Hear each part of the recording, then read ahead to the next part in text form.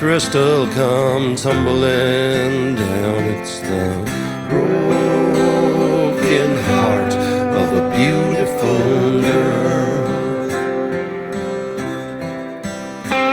Like a priceless old painting has been through a fire. She sometimes gets burned by a foolish desire. It's the broken heart of a beautiful girl. She might look like she's strong with a heart made of steel, but that's not how she loves and that's not how she feels. She isn't protected by beauty or pride. The delicate flower is trembling inside. Beauty's a magnet to princes and thieves. She's not always sure which ones to believe. It's the broken heart of a beautiful girl. She might look like she's strong with a heart made of steel, but that's not how she loves and that's not how she feels. She isn't protected by beauty or pride. The delicate flower is trembling inside.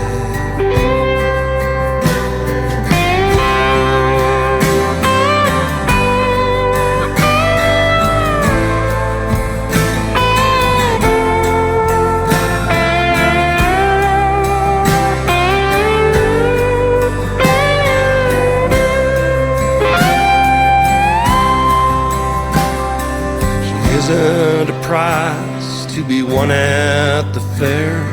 There's more to that beauty than what you see there. There's the hopeful heart of a beautiful girl. She might look like she's strong with a heart made of steel, but that's not how she loves and that's not how she feels. She isn't protected by beauty or pride. The delicate flower is trembling inside. Shining like diamonds, they're on the ground. The vase made of crystal come tumbling down. It's the broken heart of a beautiful girl. Like a priceless old painting that's been through a fire. She sometimes gets burned by a foolish desire.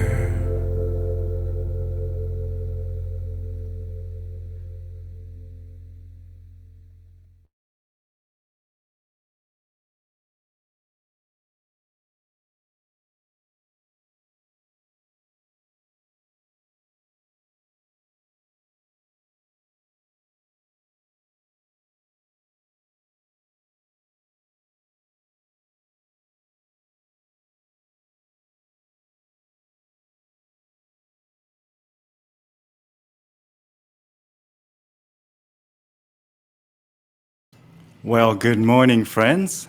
Good afternoon, I suppose, by now. Good afternoon, friends. It is lunch hour. We're in Alberta here, and welcome. Welcome to another episode of Conversations with Dune Friends. Today we have a wonderful friend joining us from the Edmonton area, in fact, and we have David Gray joining us, and we're going to talk music, all things music. We're going to talk about music, live music, studio recording, and we're going to talk about bands and instruments and all kinds of stuff, all things music. So let me give you a quick introduction of our guest today before we have David join us for an hour and a bit here. Growing up in a musical family, David has always been bashing away on guitars for over 50 years. Now, his first big break was to join the Ralph Gilby band to rock the Stoughton Central High gymnasium, one time only though. And turns out Ralph had a terrible stage fright. And fast forward about almost 15 years and moved to Northwest Territory. And his guitar playing got him invited to join the band Pressure Ridge, a popular cover and original band playing all over Northwest Territories. Now, fast forward again, almost 20 years, and David has started up two bands. And in recent years, a country band called the Rusty Tractor and a rock and roll band called the Dirty Dirty Devils. Now, the Devils are releasing their new EP for Halloween, Satin Devil Diaries, Volume 2. So with that brief musical introduction, friends, help me and welcome our wonderful guest today, David Gray. Good afternoon, David. How are you doing today, my friend? Excellent, Dune. How are you doing, my friend? Good. So, wow, I see you have a little Play It Loud t-shirt there. I don't know what the rest of it says. Oh, of course. What is that, a PV? It's whatever they could probably muster in their cheap photography studio, but it works. Yeah. For me, so thank you again for joining us, David. And I would love it if you could fill in the sort of background a little bit before we get into specific conversations, specific videos and photos and stories and insights. But tell us a bit more. What got you here, my friend?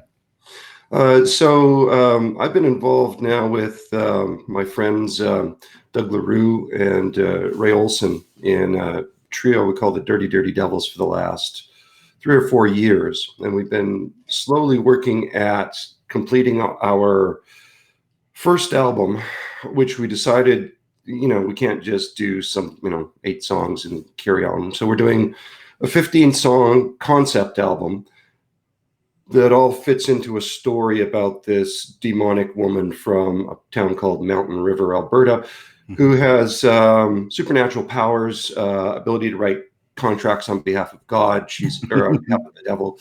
She's a divorce attorney for fun, and she falls in love with a new guy that comes to town, and it causes all sorts of wreck and havoc and stuff. So the reason we got to this idea was when you start producing videos to promote stuff, it gets really expensive really fast. So we decided we should try and do something different that would be less expensive to produce well.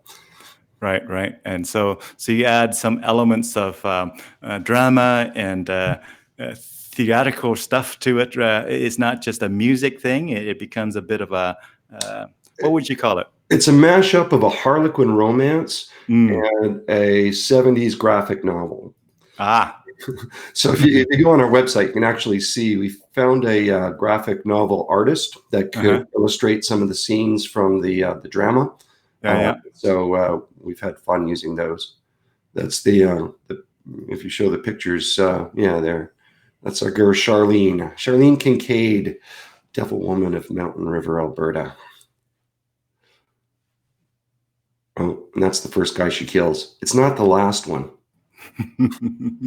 Let's take a closer look here by just going there like that. So you guys are having fun with all the imagery there, I see.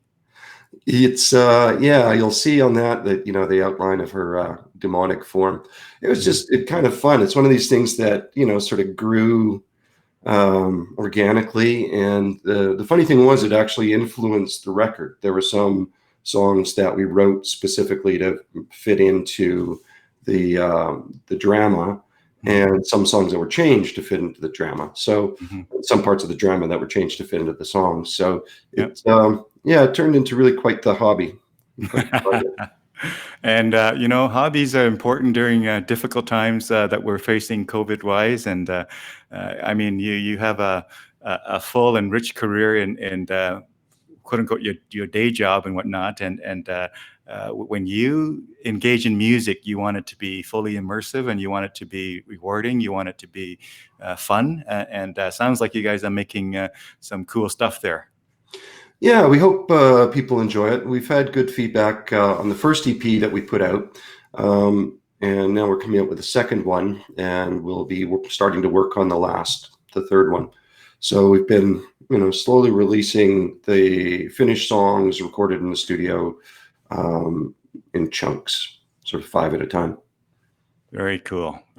So by the time it completes, how long of a journey is that from the sort of inception of the concept to completion, would you say? It'll be the better part of 4 years. Oh, wow. Yeah. Long before COVID. Oh, yes. Yeah. No, we've been at it for a while. And it's, tough to try and do a big project all at once, both financially and in terms of time and in terms, more importantly, of having the opportunity to really refine it, right? So we spend a lot of time in rehearsal before we ever hit the studio, and also bring in people, with a different ear to work on arrangements and those sorts of things. So, yeah, it's quite In the other words, process to take a little nugget of a song and turn it into, a 3.5 minute movie, which is what you have to do. in other words, it's a fun but serious project. Yeah, you're doing everything you can to ensure that there's a good value for the viewers, for the people who are enjoying the end product. Well, and I just can't stand if I don't do it right. You're a bit of a. I tell people I'm a bit of a recovering perfectionist, and some of my folks that know me says, "Well, you're not recovering, Dune." Not at all. Yeah, that's the funny thing. So there was actually one track on the first EP where the guys convinced me that the guitar track that I had laid down in just a demo session we were doing was perfect, and just leave it alone, you idiot. So there's one song, Goodbye to a Friend, on our first EP, that the entire guitar take is one take. Oh, wow. Yeah. Well, time that's never happened. All the rest of them, I don't know about your digital audio workstation, but they turn into little zigzags that go down the page. Yeah. So tell us about the track that we heard at the beginning of the show there, where I played the audio track there. So that is the first single off of the new EP called "Broken Heart of a Beautiful Girl," written sort of about my daughters, and the sort of things from the female perspective of what it's like dealing with the usual jerks that are men. Yeah, cool. That was a great song. I really enjoyed it, and I'm sure our audience enjoyed that as well. That was a really good song. It turned out really nicely. So we recorded that with Harry Gregg at Riverdale Recorders, and he was a big part in getting a really nice sound, and also finding a sideman that could really fill in what we're doing. Yeah, that's awesome. So sounds like music has always been part of your life, and at times it ebbs and flows and whatnot. I would love to hear, is there a story in your musical journey that might be of interest to our viewers who want to get to know a little bit more about your background in music beyond the intro? Sure. So let me tell you how I got my first electric guitar. I was a trumpet player as a kid, a pretty good one. I was first trumpet, second chair in our school unit band. That means you have a good background for music and theory and really what I'm going to call the discipline of following what was written. Yeah, that worked up until I started playing guitar. As you know, music theory on guitar is ridiculous. It's just not logical.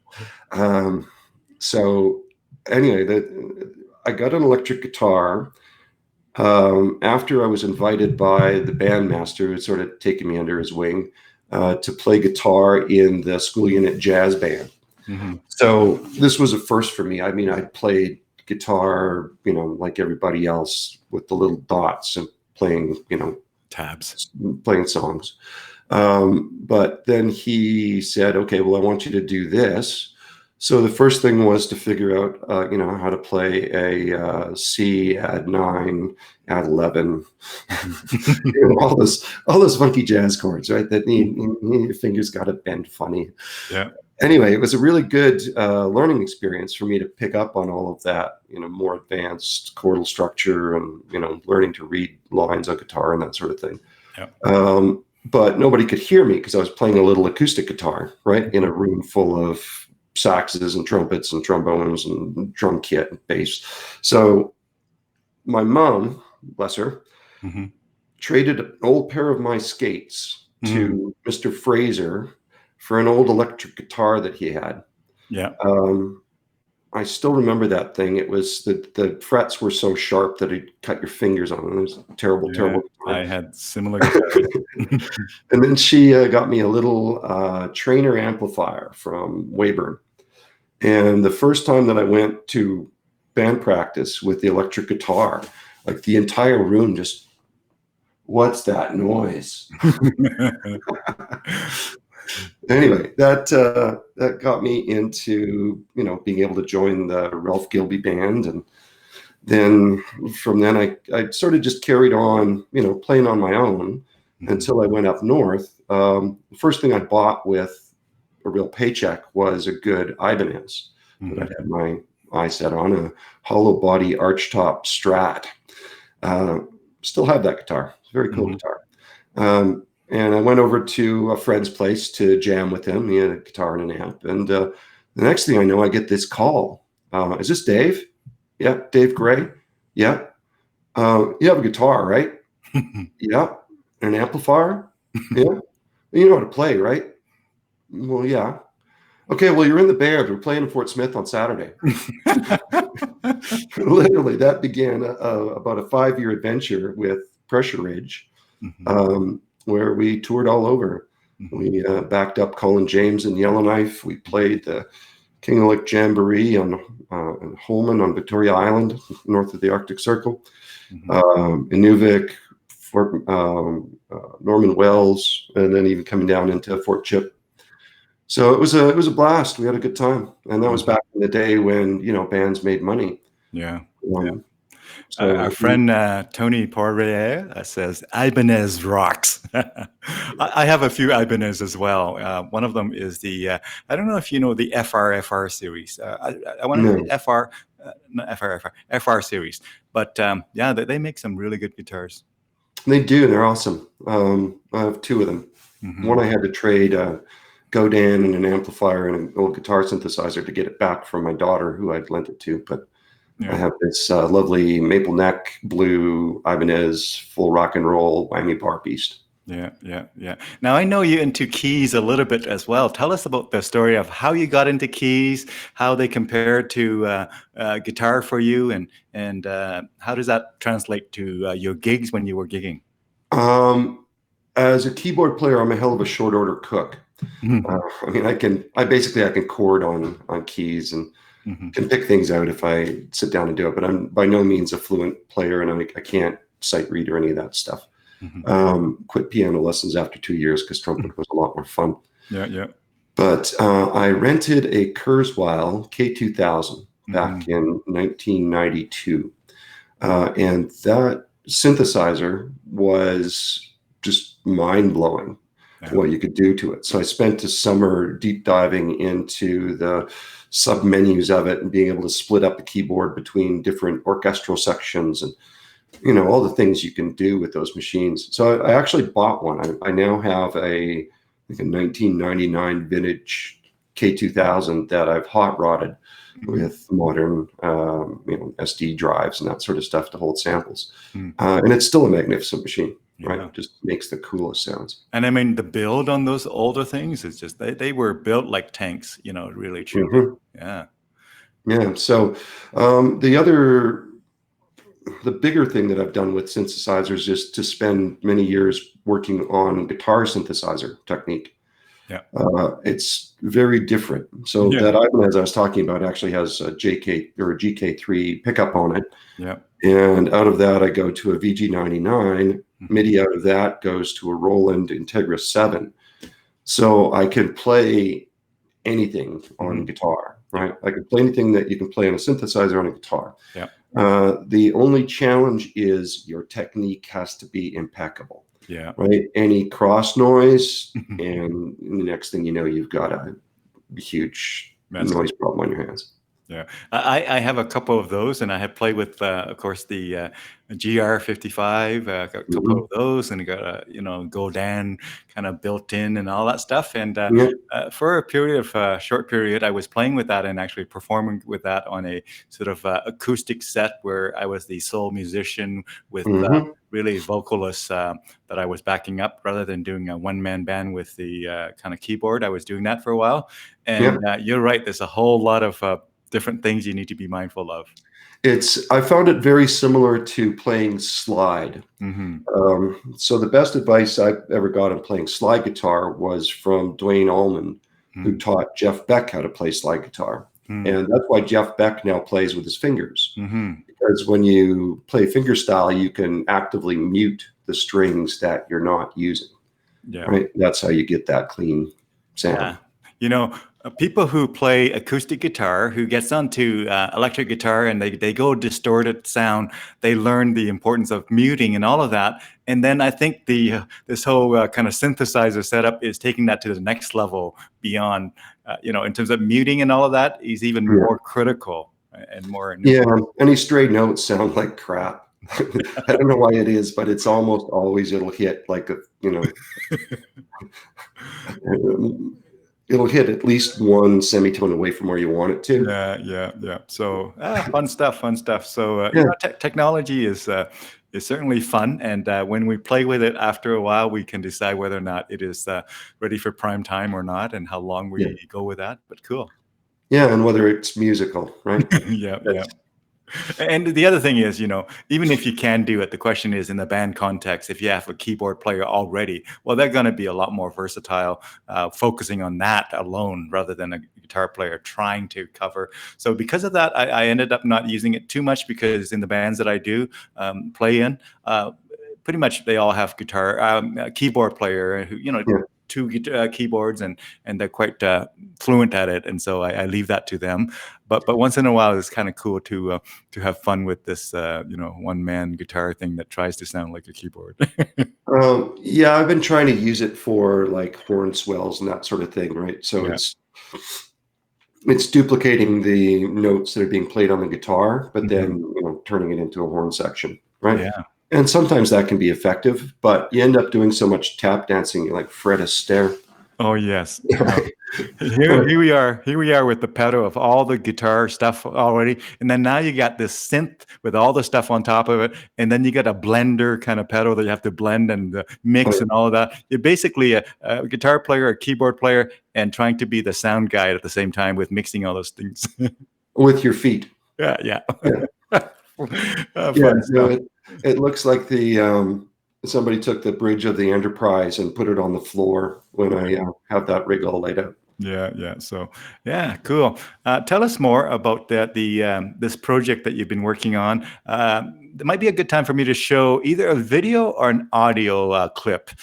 Which one would you like to go next, David? Share the video. That's from our first EP, a song called Ain't No Stoppin' Love Now. So this was recorded live at Sherwood Park Festival Place. Yeah. And so we did last year. Yeah. Say a little bit more about it while I bring it in here, David.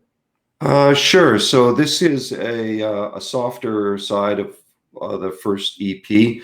Most of the stuff on there is pretty high energy, kind of rock and roll. But this particular one is kind of a grown-up love song.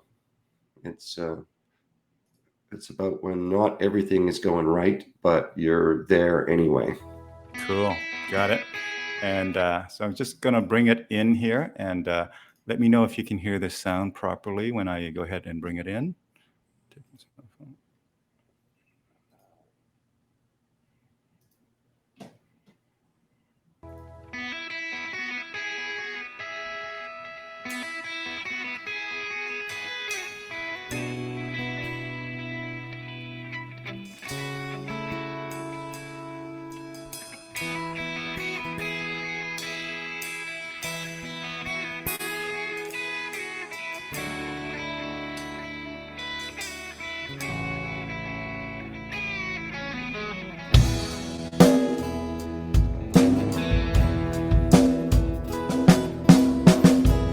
Don't hold back your tears. Don't hold back your tears from me. I deserve them. I know you've got your fears, and some are custom made. The good Lord knows that I have earned them.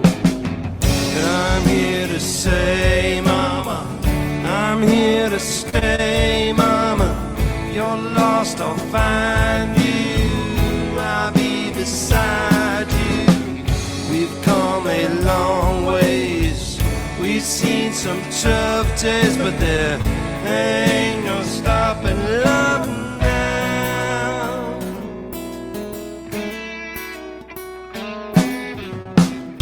We've been through thick and thin, we've made every mess there's been. And there's a time when damn near lost you.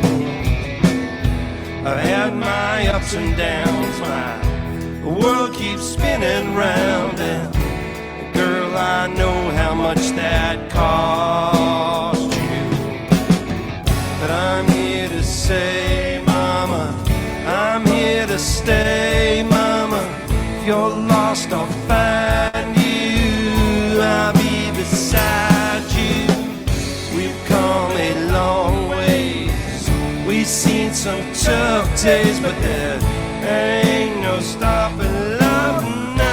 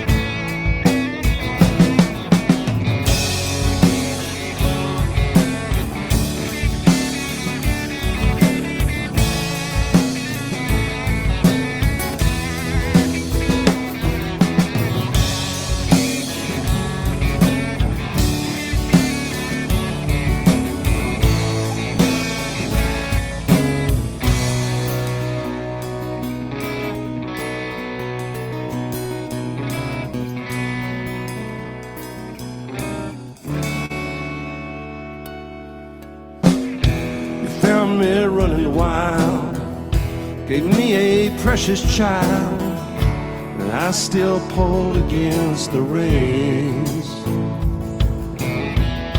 Each day I try and be that man you wanna see, but there's parts of me are hard to change.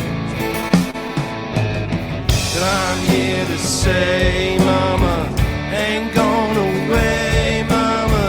This love that's for you, baby, it's true. You stick with me, mama. You're gonna see, mama, the ties that bind us ain't all behind us. We've come a long ways, we've seen some tough days, but there ain't no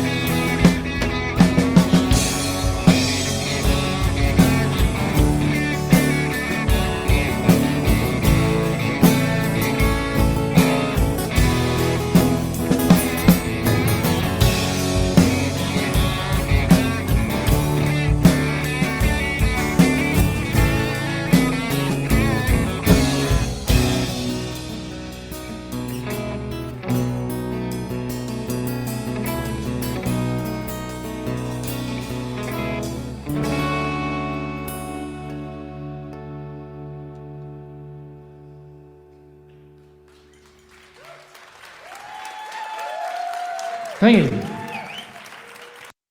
Fantastic. That's that's great. I recognize the venue. I recognize the venue, and we're going to. I'd like to show maybe just another clip of David and the band there. And David is just coming in and back here from sort of the internet trouble that just occurred just a moment ago. Exciting technology glitch. But so while we're waiting for David to come back and join us here on the broadcast, I'm just going to perhaps play. No, actually, I see David. I see you're join us here. So perfect timing, my friend. There we go. Sorry, I don't know what happened there. The camera, when you put on the video clip, the camera went away. So Yeah. on the right button. No worries. You're back just in time. The video has just finished playing. So tell us about that. I think I recognize that venue there. Tell us about that. So that was the first time we ever staged the entirety of the Satin Diaries of the drama and music in its entirety.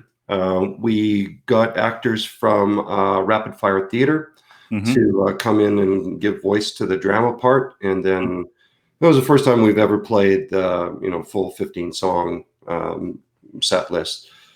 And it was something. We need to tighten it down a little bit. We ended up running with one intermission about 3 hours long, which was about half an hour longer than we really wanted it to be. But it's the sort of thing that you have to do it once to see how you can make it better. Yeah. It was a really fun experience, right? It was.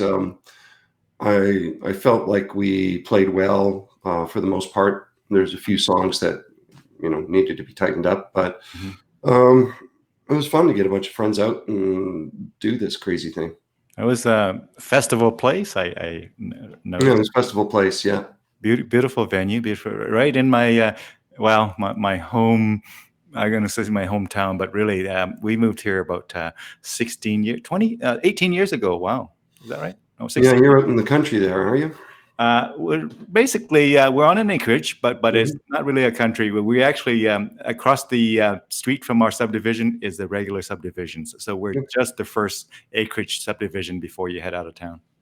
Nice. Yeah. So kind of the best of both worlds. We have city everything here. So that's cool. Cool. Yeah. So tell us more about. I want to know more about when you work on this kind of a project.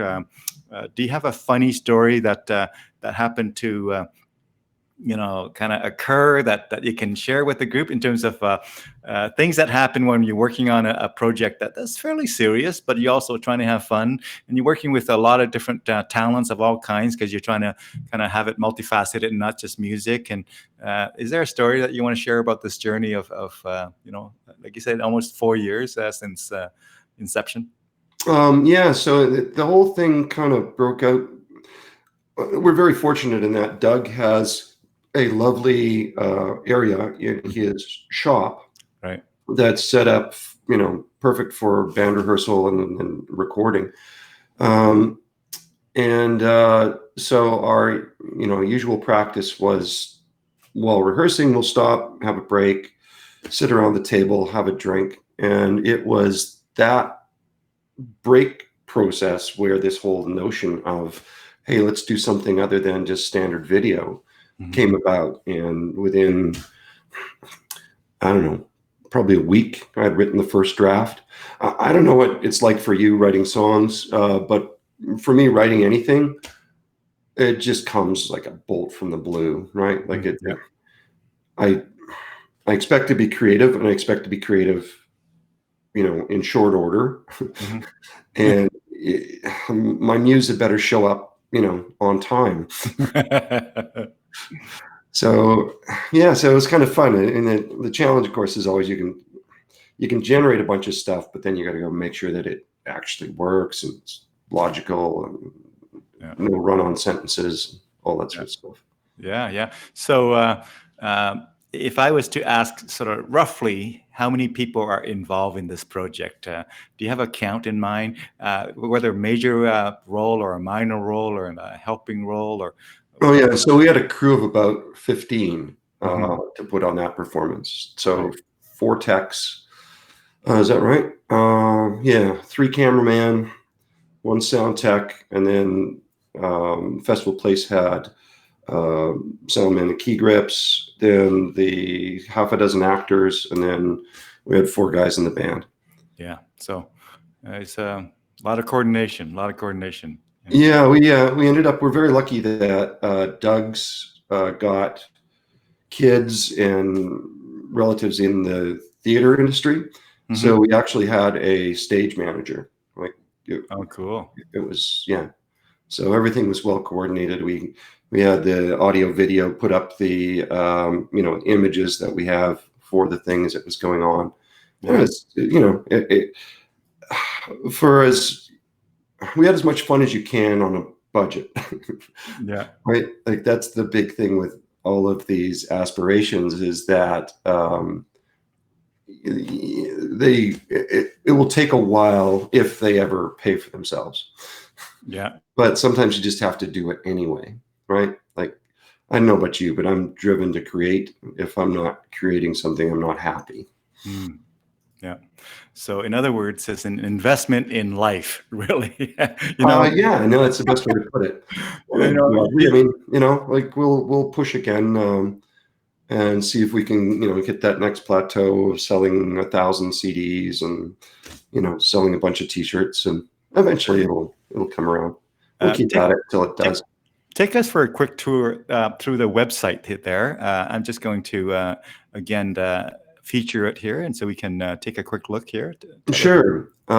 So we need to update it again, but the long and the short of it is that we've got pretty much everything on there around the drama and all the artwork, and then we put our music on there as well. But to be honest, most people stream, right? They Yeah. either want to buy a CD, which is great, or stream, which is I think we made $3 on streaming, Yeah. 100 bucks. Yeah. There are the songs there. 15 songs. Wow. That is a long, long album by today's standard. Yeah, when we finally get it all done, hopefully this time next year we'll have all 3 done, and we might repackage it as a double album or something. Yeah. I have to say I have been getting back into vinyl. Moved to a new house where my stereo is the sole entertainment in the living room, and so my Riga Planer 2 and NAD amplifier from 1989 are now attached to some brand new KEF speakers, No. and damn, vinyl sounds good. Yeah. Like it really does. You So, know, I know of a Vietnamese musician who, a singer, quite famous. She did the vinyl thing, and she was selling them for $50 US, and people were eating them up, well, yeah, it's such a nice format in that you've got something that's physical, that's big enough that you can get all sorts of information on it.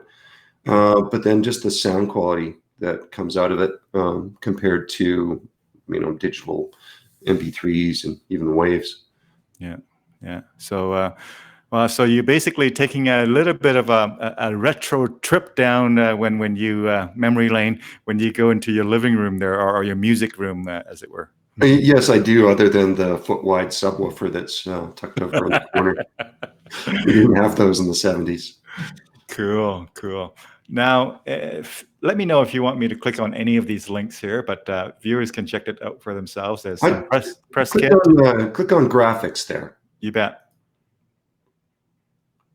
Yeah, so we found a graphic novel artist out of Mexico City, named Alberto Castillo. And he's the guy who did all of the graphics. We picked scenes from each of the chapters, and he turned it into life. And we found that really helpful in communicating, what these characters are, what these scenes are, in the whole story. Yeah. Now, I think I heard correctly. You said you're planning on 3 albums, so kind of like a trilogy, hey? Yes, yeah. So volume 1, 2, and 3 Cool. to line up with the 15 chapters of the book. Yeah, yeah. Love it. It's very novel. It's very yeah, it's different, very different. You got music, you got live music, you got recorded music, and you got all of these photos and videos and comic kind of a thing, and with a drama story, and yeah, very cool. Yeah, and you'll see there our friends. That's Jesse Lipscomb. We had him in for the first iteration of the radio play, and then also our Horns from Hell. Cool. Lots of How many white- horns do you have in the horn section? 3? Yeah, we had trumpet, sax, and trombone. Yeah, all the kind of the representative spectrum. That's cool. Wonderful. Well, and of course you have Twitter pages, and you have Facebook and Instagram and all that stuff to go with it as well as the Yeah. YouTube channel, I'm sure. Yes, and Facebook is the biggest one we use. So Okay. it's been, I mean, that's the biggest challenge with this stuff is the need to constantly water, all of these social media pages so that they grow. And so that's one area where we've sort of fallen down over the last year. We've all had a lot going on in our personal lives. And then, of course, COVID shut everything down. So we're just actually getting back to rehearsing this week for the first time since January. Right. Yeah. So certainly there are videos that people can watch on there. Lots and lots of videos for sure. And yeah, wonderful. Yeah. So it's a good chance for people to see what we're doing. And, it's the one life skill that I've taken out of being a musician is the knowledge that you have to do something to find out what parts can be done better and what you're bad at, and get better at it. Right. So you bet. I mean, the Japanese have a term for that. They call it kaizen, and continuous improvement and all that stuff. But I mean, some of those high performance skills are very transferable between professional lives and art, kind of what I'm going to call performing art and things like that. Well, you have to be comfortable with sucking for a while if you ever want to get good. Yeah. Well, I got to tell you, the viewers, you might have heard this from me before in one of my video clips, but I talk about how one of my favorite quotes is actually from a gentleman who said, G.K. Chesterton, who said, what is it? If it's worth doing, it's worth doing poorly. Yes. So that resonates with that concept of, we have to learn how to crawl before we learn how to kind of walk and run, and eventually we'll go to the Olympics, but we don't start with the Olympics. Yeah, that and learning that you need to change the pentatonic over every chord in a major key. There you go. Yep. Pentatonic. Every guitar player either know the pentatonic or should learn the pentatonic, and yeah, very cool. Yeah. So tell us, now that COVID is starting to be more known and more understood, and love it or hate it, people are getting back to some routines that were kind of put aside for a long time. And one of those routines is certainly band rehearsal, perhaps, and one of those routines is starting to have some limited performance in a sort of COVID safe kind of thing. Are you looking to perhaps put out another performance, a live performance soon with some COVID restrictions? We're going to have to see what we do. I mean, we're trying to organize some sort of a CD release party. But how do you do that and be safe? And we're fortunate in our rehearsal space that there's lots of room for us to distance. Yeah. And we're all very cognizant of it because we're all, older guys that will die if we get it, potentially. Yeah. So for us, for the next little while, we might have a limited performance just for the CD release party, play a few tunes from the next EP.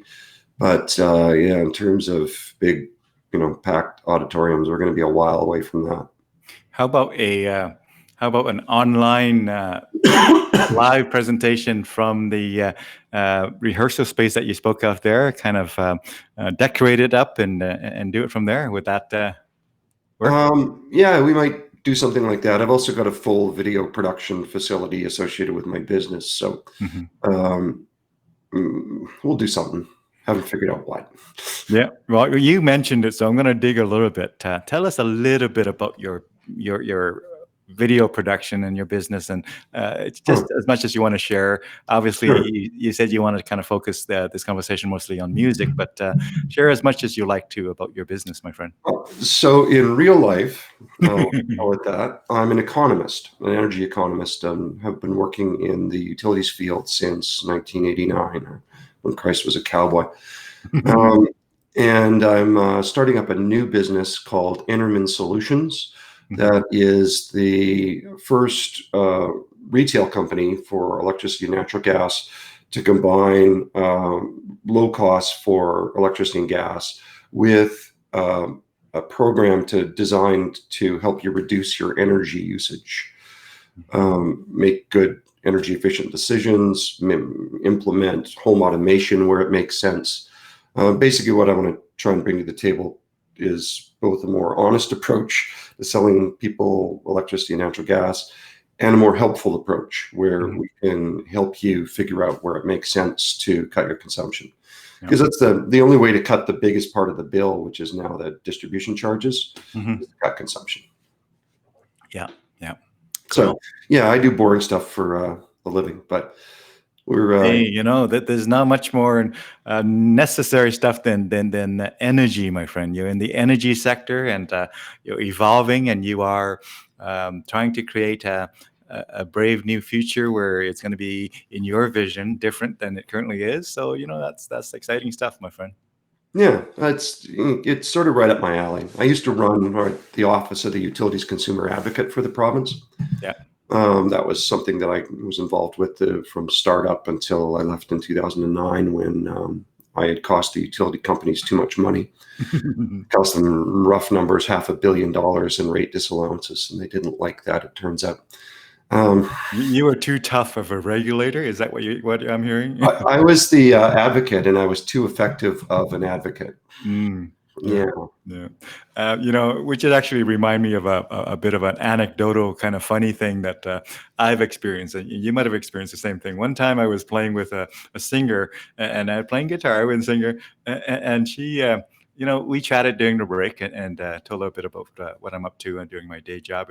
And she says to me, I'm sure she meant well. She said, "Oh, I didn't realize that, and I thought you were just a guitar player." And I'm thinking, that would be my dream, to just be a guitar player and be good enough to actually make a living. Wouldn't that be awesome? It would be right up until February of this year. So Yeah, right, like that's, I do feel for all of my friends that had made the plunge yeah, of being full-time musicians, and then just to get the rug ripped out from under them. Right, like yeah, it was bad enough before, yeah, yeah, but like Chad Melcher, right, who had a yeah, great gig drumming for Gord Bamford. yeah, Um, Gave it up. yeah. Went, I've been following his posts. Yes, yeah. yeah. So many stories like that, and if there's any silver lining, I'm guessing, we in Canada are a little bit better off than our neighbors to the south, in that same situation with some of the social programs we have here. Perhaps, I don't know. Yeah, America kind of looks like a disaster zone. Hmm. Um, Yeah, we might never get to go back to Disneyland. yeah. I haven't gone yet, so Huh. although I had a photo on Facebook where I was like going like this, right, and then the camera, how the perspective is, the camera was so close to my hand, it made my hand look like Disney. What is it, Mickey Mouse hand there? So I have a bit of a Disney-looking photo out there on Facebook. Hmm. So Yeah, yeah. tell It's us, David, when you play music, what kind of genre or what kind of music resonate with you the most? And have you had kind of evolution where you went through different phases? I know for me, I went through many different kind of type of music I would listen to. One time, for example, I listened to nothing but country for a long time, my wife and Mhm. I. And then one time, nothing but, whatever, rock. pop or whatever have you. I went through those kinds of phases. Tell us about your evolution of musical preferences or taste. Sure. So I grew up in a household where my dad would play fiddle, my mom would play piano, my uncle would play guitar, and they'd sit around and Red River Valley and all those old sort of country folk songs, right? Out of that, I actually developed quite a love of folk music and enjoyed Stan Rogers, string bands, up to like Bruce Coburn, those sorts of more traditional folk sounds. Yeah. But then, of course, I also like rock and roll, right? We grew up in an era with some really good rock and roll. And once I got that electric guitar, that got to be, sort of my focus. So, I've gone through the folk, rock, country, blues, right? I listen to a lot of different things, and I try and play a lot of different styles. Right? So, yeah. Is there one genre of music that you haven't spent any time with and prefer not to? No, I'd have to say there isn't. So, I want to do a jazz record with my friend Russell Whitehead, trumpet player. Cool. So I've been collecting progressions for that. This last record that we did, this EP is pretty country. It's got a song about the Calgary Stampede. Cool. Drink triple C double axe single at the Calgary Stampede. But then other, stuff that we do is pretty much, straight up rock and blues. It's all good, right? Cool. I've found that there's a fair amount of crossover, that people will listen to, rock and roll and country without blowing a fuse anymore. Yeah. But that's always the risk, right? That you put on that one song that somebody doesn't like and all of a sudden they hate you. It's a very funny thing. I don't know why people get so worked up. It's just I'm just curious, there's such a thing as hybrid events, hybrid performance, whatever you want to call them, where you would have a, in-venue audience, live audience in the venue, and then you also broadcast live to the world, if you will. And, any sort of consideration of how that might apply to what your group is doing, and is that on a consideration path anywhere soon, given COVID is going to be around for a little while? I can tell you that probably our focus for the next year is going to be getting the songs all finally recorded in the studio. Okay. There's just no substitute for a $20,000 Neumann microphone. There really isn't. And getting the podcast done. So the whole thing is set up such that there's individual episodes of drama and music that come like as a radio broadcast in a podcast. So that's probably our focus for the time being. And then we're bringing in another guitar player, so we need to beat him into shape. I plenty to work on. Yeah, it'll be next year before we perform again on almost any circumstance. Yeah. In other words, it's kind of you had an ideal timing with your group, because some groups would be like, if we can't do live of some sort or whatever, we're really stuck. It seems like, once you're over with the idea of, again, you just band rehearsals together and be able to work together in a close proximity, you are clear to fill your calendar with all these productive things that you have on the plan anyway. Yeah. And it's, it's going to take a while to get it exactly the way that we want. So we've sort of done 2 iterations already of the drama. And we'll do a final iteration, and we'll have learned enough from doing the first ones that it should go better. Yeah. There are lots of lessons to learn in terms of creating a good dramatic presentation. Yeah. I want to ask one more question before I want to play another audio clip here of another song. But the question I have is, you mentioned the podcast, and I assume you're planning to kind of record it and sort of release them as pre-recorded and edited and whatnot, so it becomes almost like a an episode of something that people can. Is it video and audio? No, it'll be just audio. Okay, cool. So an audio podcast that people can listen to, and it's just not just music, but music and acting, drama, and a bit of a story weaved in there. Yeah, Imagine watch or listening to Batman or Batman and Robin with music track and everything mixed in. Is that kind of thing? Yeah, Okay. exactly. That's Cool. we want something for people to listen to while they're on the treadmill. Cool. There you go. That's a pretty cool concept. Tell us about the song that I'm going to queue up here to share with our viewers. And the song is the audio version here is I think is called "That's the One I Love." So this is the last song on the next EP, and it features Samantha King on vocals. So it's a duet. Love Samantha King. She's Yeah. awesome. So I'm going to bring it in here, and I believe that, let me just see here. There it is. I'm going to do that. And let me know if you can hear it when I start playing it here.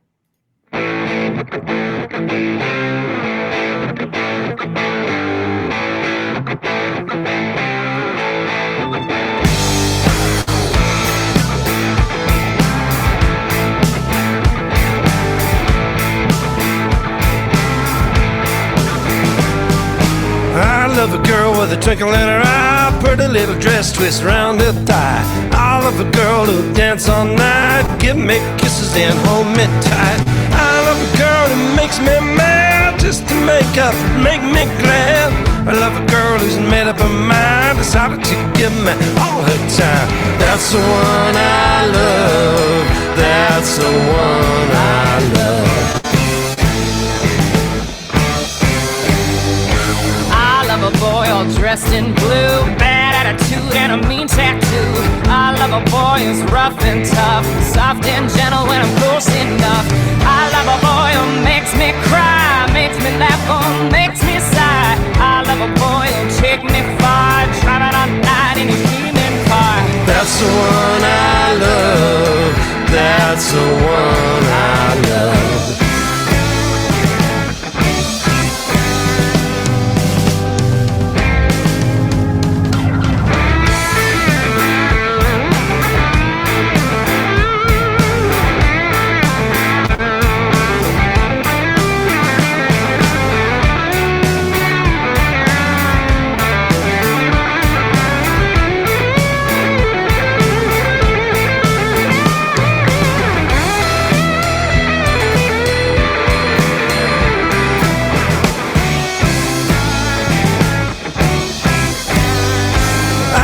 Girl who keeps me warm, keeps me happy with all her charm.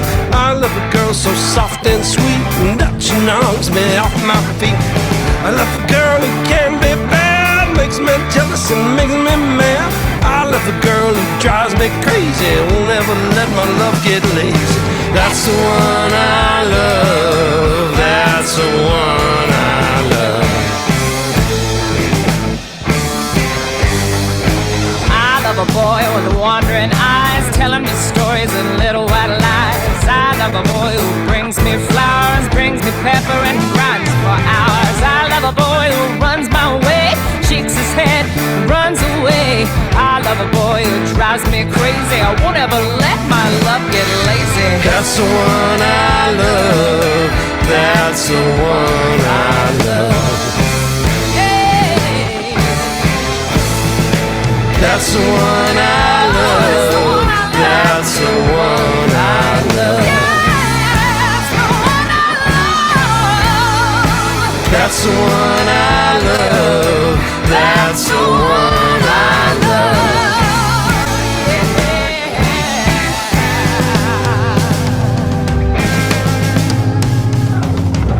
Ow! You know you're the one I love. Love you, baby. So yeah, country song. Awesome. Yeah, that's country song. That's like rock and country, as they call it, the Brooks and Dunn's type. Got it. Yeah, very cool. Very cool. So again, how long does it take to write songs? You said sometimes the ideas just come pretty quickly and whatnot. They usually do. I mean, most of the time I'll sit down to write a song and I can have it blocked out in 20 minutes. Mhm. And I've been writing songs for a long time. So that particular one came from 1992. Wow. So, You uh, know, I love it. I mean, that could very well be, a hit somewhere all over the world, like a global hit or worldwide hit, and it wouldn't be out of place. That is, I love the lyrics and I love the music and everything about it. It's just well done, very well done. thank you. Congratulations, thank you. Yeah, so you know, this is sounds like you kind of focus on this project. You're not trying to do three other musical projects at the same time. This is the project that you want to carry to again the end of that three-part trilogy. In terms of this band, that's certainly our end goal is in sight of getting that part done and get all of it in line and see what happens. Right, do it as well as we can and then go from there. No, I do have other things that I want to do. Like I mentioned, I'd love to do a jazz record with my friend, the trumpet player. Right. And I continue to write. I've got another couple of songs started just the other day. So it all comes down to being open. I like the way Keith Richards talk about it. It's like you're an antenna, right? Okay. Yep. You don't actually write songs. You just write them down. Yeah. Right. Yeah. I mean, life and the world and the energy out there is much has been around much longer than we have. We're just passing by here for a relatively brief time and taking some notes. Yeah, exactly. Yeah, which actually is a great way to release yourself from the pressure of you having to create something that's completely new, because frankly, there's not that much new under the sun, and we just happen to see it a certain way in a certain combination, and we put it together. And yes, it is our own creation and original, but really. The internet has really taught me some further humility. I used to think I have some great, original ideas. And then ever since I have Google, I have a great idea and I Google it and somebody thought of it too already before. Many have. Yes, that's always the issue, right? Yeah. There's an almost infinite number of people trying to do things. Yeah. And so, yeah, it's hard to be original. So don't worry about it.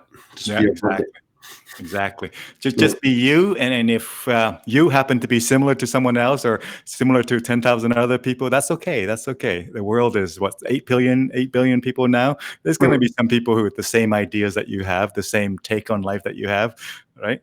Yeah, that's okay. So yeah, I what's the old line? I was playing at a festival with Baldy.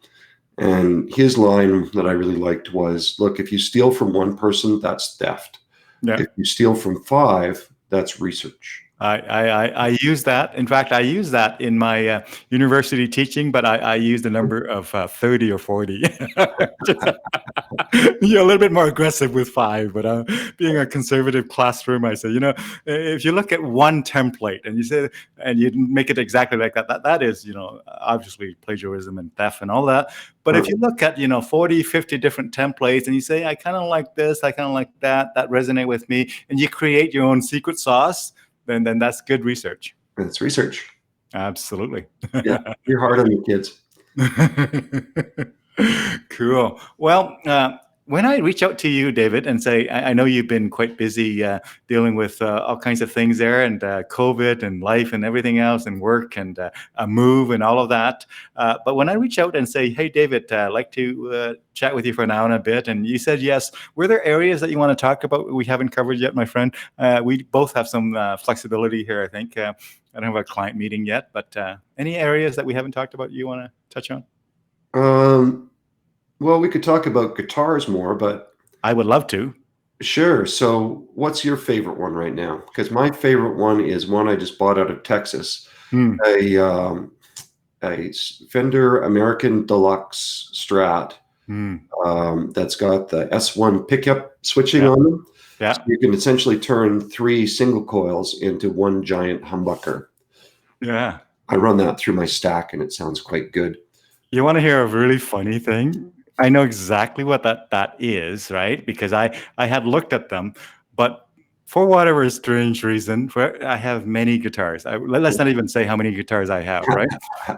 But that is the one that I know. Problem. I have a gas problem.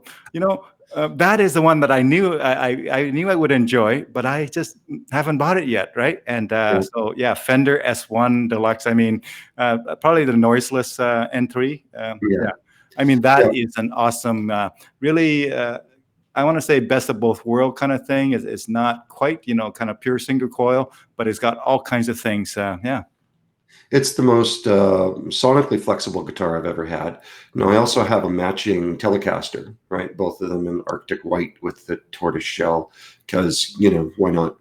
And it is interesting. The Telecaster is a lot easier to put into a band mix because it's got that narrower sound, right? And so I've been mostly using that one, but God, I love this Strat. I'm trying to work on my Jeff Beck type of maneuvers. And the problem with it is to play like him with the whammy bar, you need to jack the whammy bar up so you can get like 4 semitones out of it. And I haven't quite decided to do that, but the finger picking along with the maneuvering of the volume and tone and whammy bar all at the same time, that will fry cortex if you let it. Yeah. Well, you mentioned, or you asked what's my favorite guitar currently. It's not my number one gigging guitar. It's my number 2 gigging guitar, but it's actually because when I gig, I play such a diverse set of music that I need more, and I'll explain in a minute here. But other than sort of the gigging needs that I have, my PRS 513 is by far 513 stands for 5 pickups, 13 different sounds is what it is. Wow. Yeah. So it's got 2 five-way switch, one 5-way switch and one 3-way switch. And the way it works is, let's say on the switch number 2, you put it on one position 1. That would be, let's say, single coil.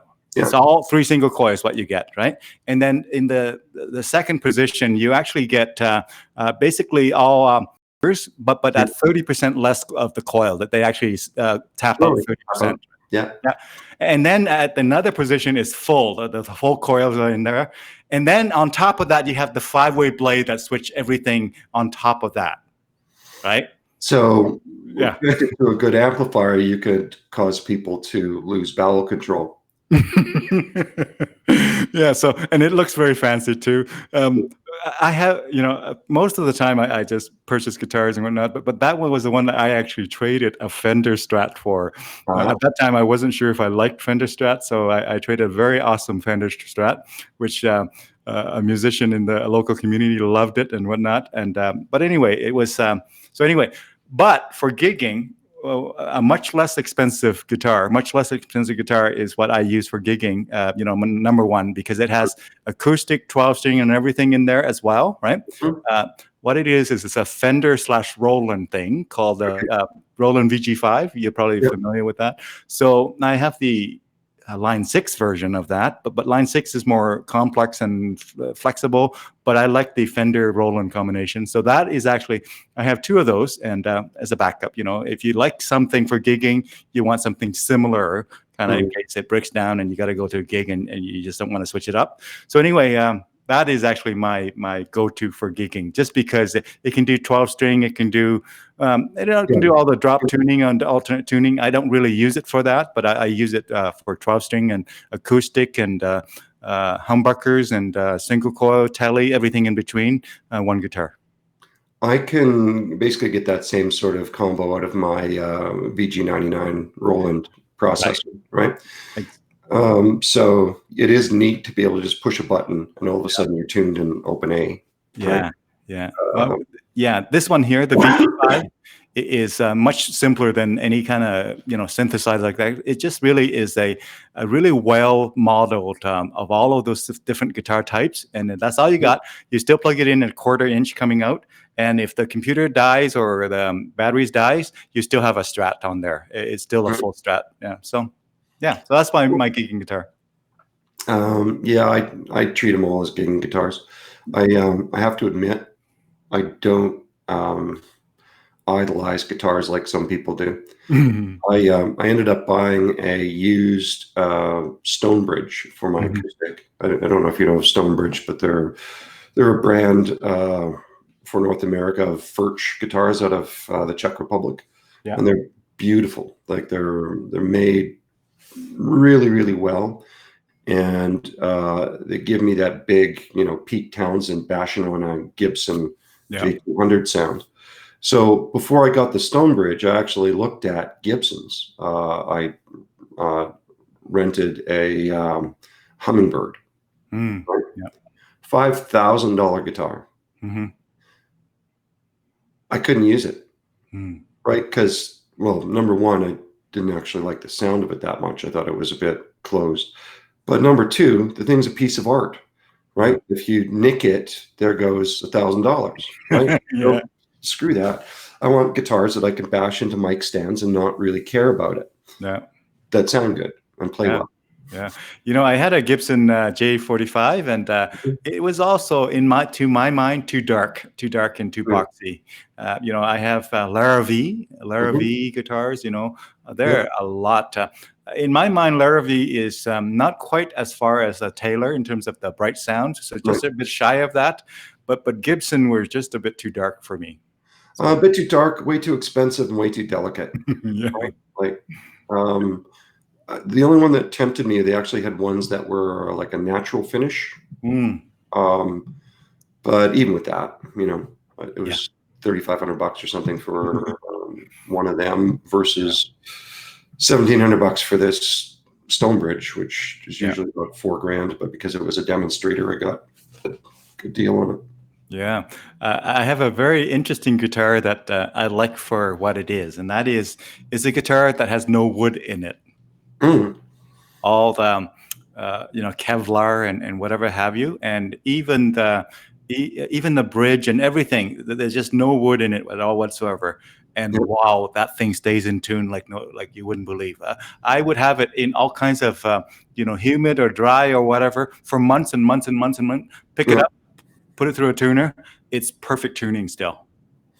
I took a Godin from Montreal in the middle of summer. So imagine how humid that is, to the Northwest Territories. And by Christmas time, the neck was this nice S shape.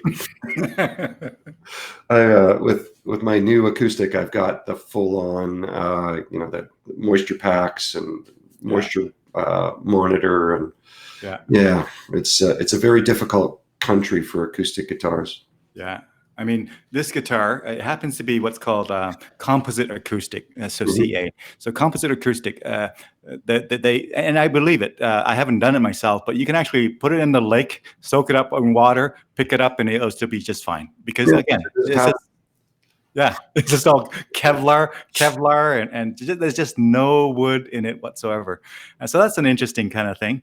In terms of interesting guitars, let's see here. I used to love the Gibson kind of thick sound, and then until I was forced to, in the bands that I joined, forced to play all kind of music that require single coil sound as well, and even acoustic and all of that. A Les Paul is just too much of a one trick pony, relatively speaking. It is really awesome at heavy rock and really just powerful rock, but it can't do some of those delicate single coil thing. And so as a result, I should probably sell my Gibsons. I did. I had a Les Paul, was never using it, and so I feel bad about guitars that don't get used, so I sold it. Yeah, good for you. Yeah, I should do that. I need to do that. Pay for some of the other stuff that you've got going on there. Yeah, but PRS. Have you tried PRS? Do you like them? I have not bit on them because the price point's a bit high. for the They moment. are, in my mind, definitely. They got what they aimed for. They Mhm. achieved what they aimed for. That they aim, and I believe they aim to be sort of the best of both worlds of Fenders and Gibsons. And Yeah, I believe pretty much any PRS that you're going to pick up, you will get that sentiment that they did that. yeah. Yours seems really nice. Yeah, yeah. Flat brand. Yeah, like I have a number of PRSs, right? And even some of the cheaper ones, even the what's called the SE model, right? So the Mhm. PRS SE, which by the way stands for Student Edition, is how they Huh. originally came up with the SE. Even the SE edition of the PRS, made in what is it, Korea, I think it was, and Mhm. is still, better than most really expensive Gibson or Fenders. That's how good Hmm. they gotten it, right? Yeah. But when it comes to Gibson USA, now in the last 4 or 5 years, they also introduced what's called the S2 line. So what Mhm. it is it's still made in the USA, but they sort of watered down some of the kind of ornament, kind of not as fancy, because PRS has been known to be quite fancy, ornate Yeah. and whatnot. So the S2 is still made in the US, still got the same pickups and parts and all of that, but they sort of watered down the decorative kind of wood thing. Fancy inlays and the. So that would be a great way to get a PRS that is American made, that is just awesome, but it is not so delicate, right? This is going to sound strange, but I have enough guitars. Yes, I've come to the same conclusion as well. So it must be old age. Must be old age. I don't know. There's only so many that you can play at one time, and there's only so many that you want to master. Mm. Yes. Well, what I was surprised is that, again, just a bit of a tidbit. At one time, I was like, every time I tried a Strat, I hated it, right? Because it Mhm. just wasn't full enough for me, right? And then necessity is the mother of all invention. Necessity could change my mind, and now I actually learn for it. I earn for that sound. For certain songs, that's the sound you want. That's the sound Yeah. you need. And so I have now come to kind of love both rather than just one or the other. But yeah, Strats.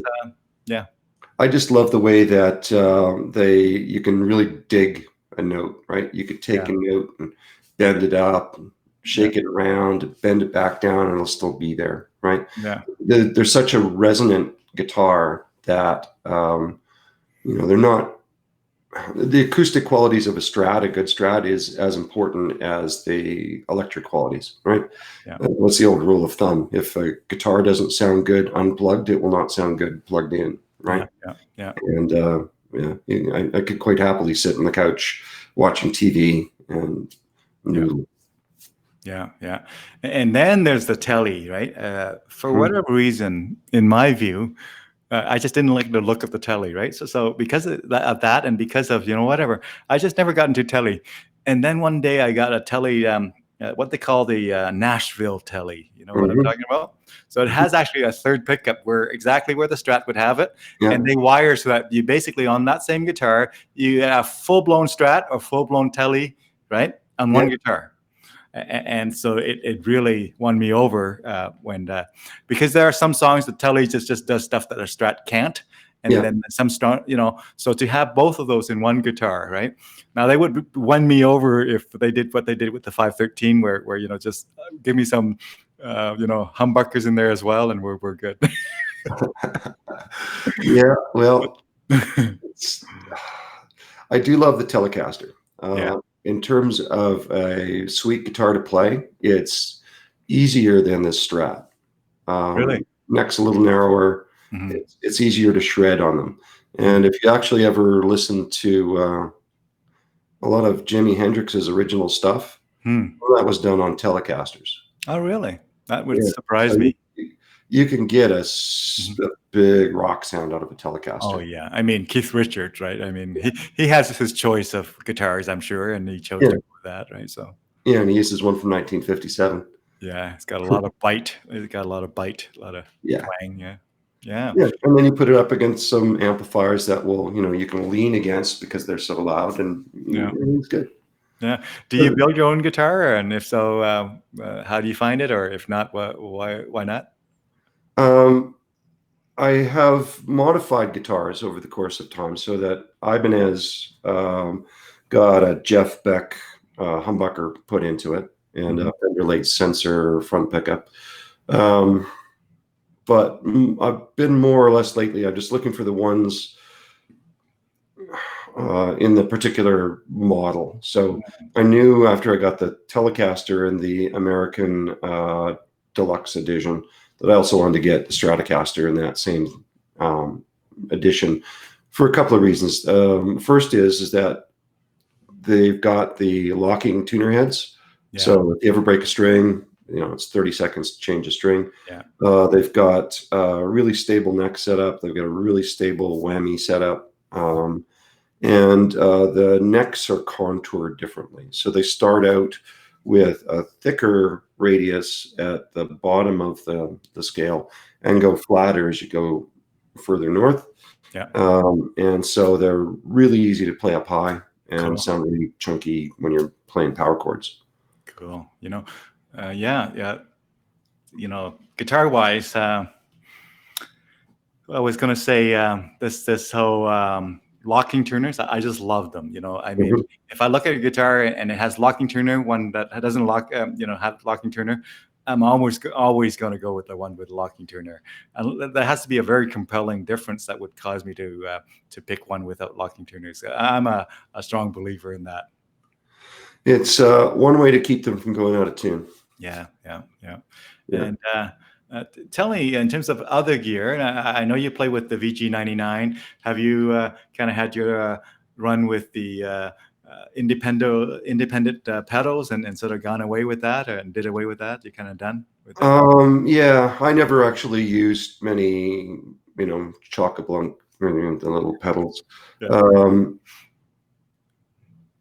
I've got a Fender Mustang amplifier that has, not only all the amp emulations, but then all the pedal emulations.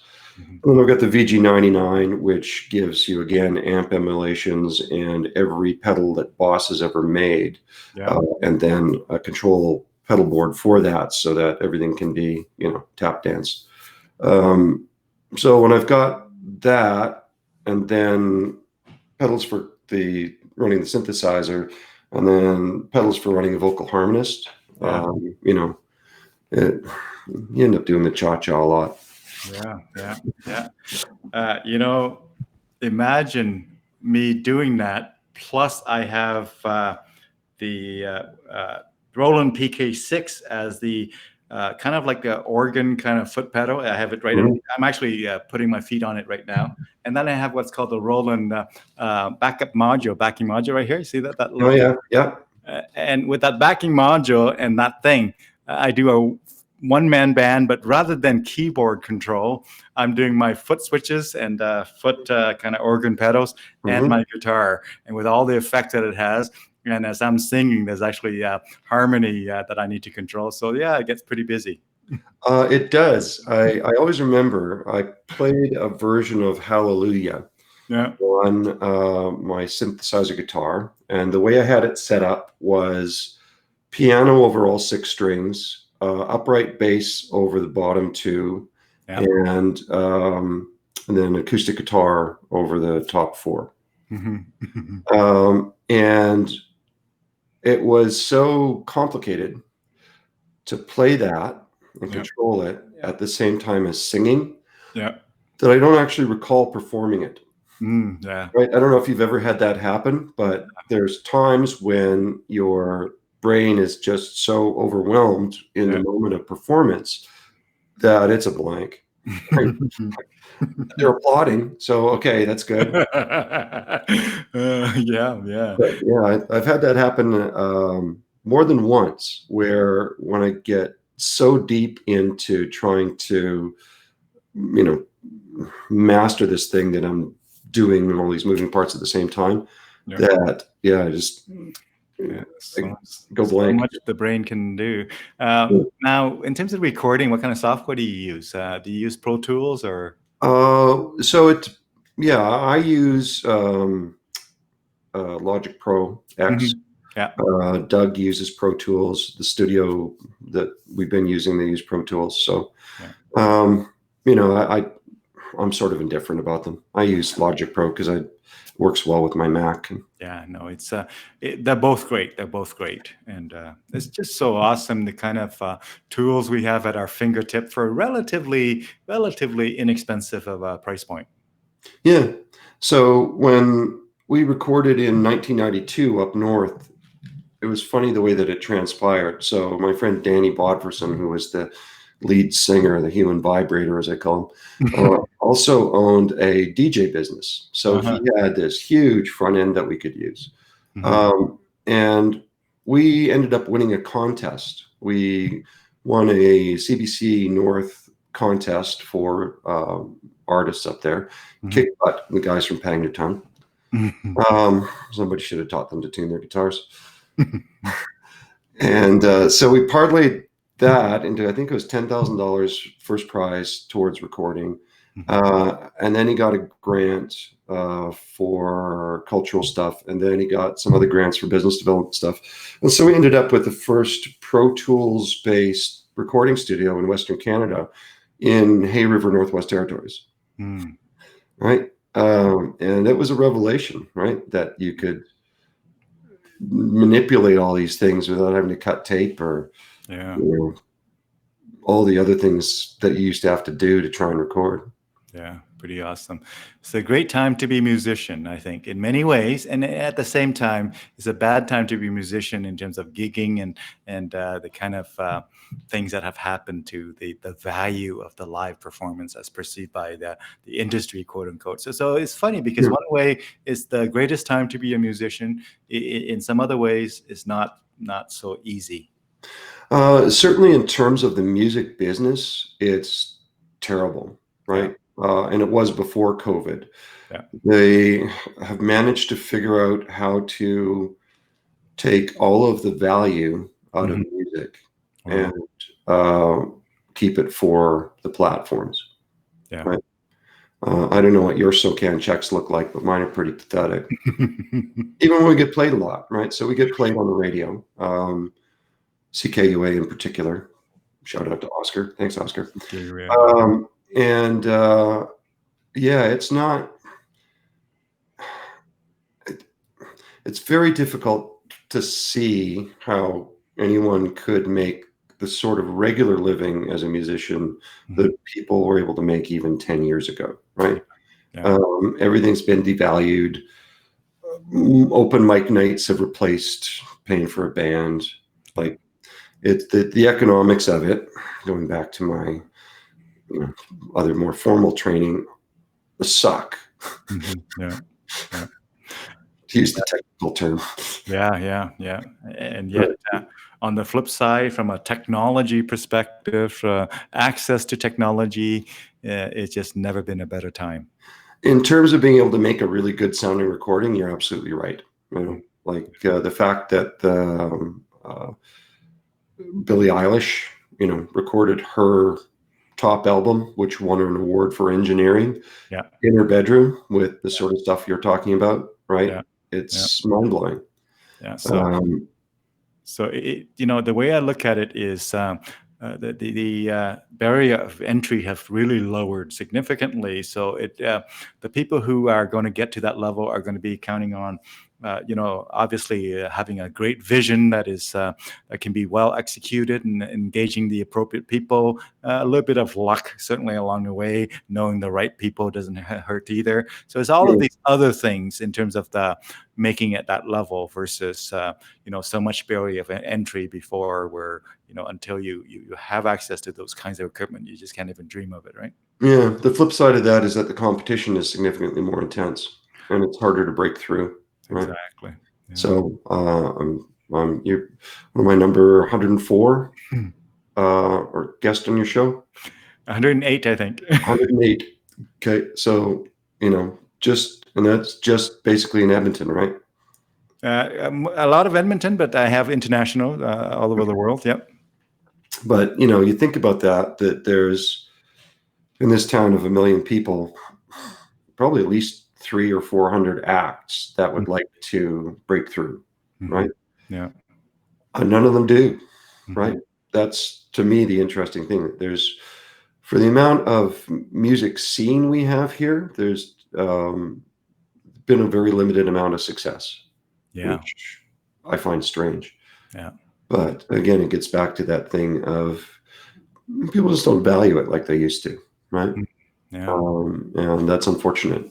Yeah. It makes it more difficult for people that should be doing it full time because they're that talented. It just makes it very difficult to get them into the business. Yeah. Yeah. Anyway, Now, it's depressing. Let's talk about something else. yeah, let's get back to. Oh, hold on. You disappear there, David, and so hopefully you can come right back in so we can wrap up there. I see you are back here, so that's cool. That was just a momentary, 2 seconds. There you are. Don't know why it pops off, but it does. Anyway, Yeah. I was going to say, I'm going to switch gear over to just a bit more gear. You know what I use for pedals these days for my gigs? Because it need to be very versatile. I started, went from tube amps and all the, individual pedals and all of that to Axe FX, and but even that was a little bit bulky. So what I've landed on is actually I'm quite happy with the Helix, Line 6 Helix, and so I have two of them. So I literally when I go to gig, I actually have a backup, with me. But everything through the Helix, and even my acoustic stuff. When I have my VG5, Roland, Fender VG5, when I do acoustic, I run through there. I have a little foot switch. One of the foot switches there, I program it so that it actually kills the preamp. So it kills the preamp and it send it essentially directly to the mixer kind of thing. So what I'm getting is essentially acoustic qualities without a electric amp trying to interfere. So I'm quite happy with it, and it's been my my gigging setup for a few years now. Cool. Which is kind of surprising, having all the pedals that I do and loving, the different things that they all do. Practicality of it just doesn't measure up. Yeah, no, these guys that have pedal boards that look like spaghetti, I don't get it. Anyway, it's fun. It's fun. I had them and it was fun. But everybody gets their toys for Christmas, right? I don't get it, but I'm getting really jaundiced about. I don't want to carry that much stuff. Yeah. And I have to say, this new Fender modeling amplifier gives a fantastic sound with XLRs straight out the back. Yeah. Right? Don't even need to mic it. I know. I think it was. I think it's Alan Quilly just enjoyed that as well. He said it's surprisingly good. He said it's quite legitimate. You dial up a 57 twin, and it sounds like a 57 twin, but it weighs 25 pounds instead of 250. Yeah. No. And you can play it quieter. Yeah. People don't appreciate, I don't think, just how freaking loud guitar amplifiers are. Yeah. If you're in a room with a Fender Twin cranked up any place above 5, you're in a world of hurt. Yeah. No, I have some twins still. I have some twins, a couple of them, and there's not much use for them. I should sell them. They sound great. They sound great. Oh yeah, They sound great. Oh, put it in the next room. You can put whatever through it, and they'll just handle it all. It's just no complaints from that thing. No, built like a tank. And on really kind of cold days, if your heater breaks down, just turn on a couple of those twins, and your house is nice and warm. Fantastic. Look, I hear rumblings that I need to get on to the next thing, so I should let you go. But so much for doing this, dude. Well, thank you for joining us for the conversation, David, and much appreciated, and best of luck with your continued work with your group there on the trilogy, my friend. And it looks awesome, and it sounded awesome, and sounds like you're having it feed your soul, which is the most important thing, as to how well it does with the public and how much money you make from it. All of that is out of your control, but if you can make it so that it feeds your soul and you're proud of the product and you believe you create something kind of the best you can, that's the main journey for most of us, right?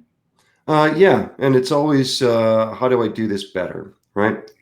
So the first real record I made was in '92. Made 4 or 5 since then, and it's always been my goal of every time I want to do it, just this is what I've learned, this is what I'm going to apply to the next one, right? So even in this journey. The things we learned from the first one were instrumental in how we did the second one. Yeah, that's awesome. So with that, I'm going to ask you to do one more thing if you're game. Are you game for one more quick thing? Sure. So what it is I want you to summarize what we've been talking about in the last hour and a half here, as if somebody was to tune in, it would be the trailer for them to kind of watch the rest of the interview. Could you do a bit of a summary of the conversation, my friend? However you like, whatever style you like, we'll go with that. So, oh, your internet have decided to do something funny there again. So hopefully you'll come right back in, and there you are. I see you, and that's wonderful. okay. Keep going, my friend. Do this quick. Are you ready for it? Yeah. So tune in and listen to Dune and Dave Gray talk about guitars, recording, songwriting, and more guitars. And the important project. Tell us about the important project that you've been working on. Shaw, people see that. And also watch for our new Dirty Dirty Devils EP dropping soon. Mm-hmm. Awesome stuff. Awesome stuff. I must bring this up again. I just love the artistic kind of thoughts that went into this. And this is not just another CD release. This is not just another music video. This is a bit of a artistic endeavor. Yes. It was fun to actually come up with two different ways to carry a story arc across, a record. And yeah, it's kind of like, it's Tommy with a twang. Love it. Well, folks, you have been listening to Mr. David Gray, who is multifaceted, looking at rebuilding how energy utilization and sort of customers use energy better and whatnot. That's what he does in his corporate life. But in his artistic life, he does all of these wonderful things here that we're seeing now. And if you watch the entire interview, you see other aspects of it. But a trilogy of what is really a comic style kind of presentation of the drama and the music and the emotions and the intrigue that goes into this kind of trilogy. And so with that, I again thank you, David, for your time with us today, and best of everything to you and your family and your colleagues, my friend. Thank you, Dune. Enjoy Thanksgiving, and we'll see you on the flip side. You bet. Thank you, sir. Okay. Thanks, man. Yeah. Ciao. Hang in the green room. I'll just give you a quick high five in there, my friend. High five in there, my friend.